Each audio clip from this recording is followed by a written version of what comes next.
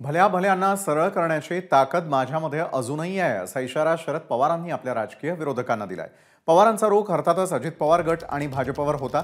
अजूनही मी म्हातारा झालेलो नाही, आपण सगळे मिळून भल्या भल्यांना सरळ करू शकतो, असं पवार उपस्थितांना म्हणाले.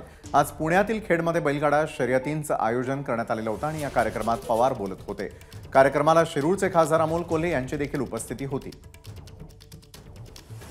एक तक्रार माझी तुम्हा लोकांच्या बद्दलची आहे आणि ती तक्रार तुम्ही सगळ्या भाषणामध्ये मी 1400 वर्षाचा झालो, मी 40 वर्षाचा झालो, काय तुम्ही माझं बघितलं अजून? मी काही वर्षाचा झालो नाही. माझी लोकांना सुद्धा सरळ करण्याची ताकद ही माझ्यामध्ये आहे. तुम्ही काही चिंता करू नका.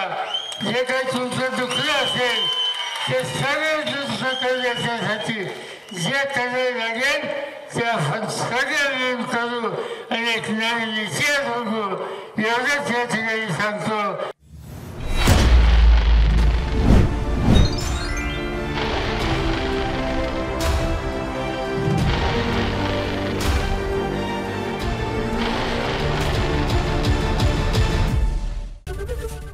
एबीपी माझा, उघडा डोळे बघा नीट.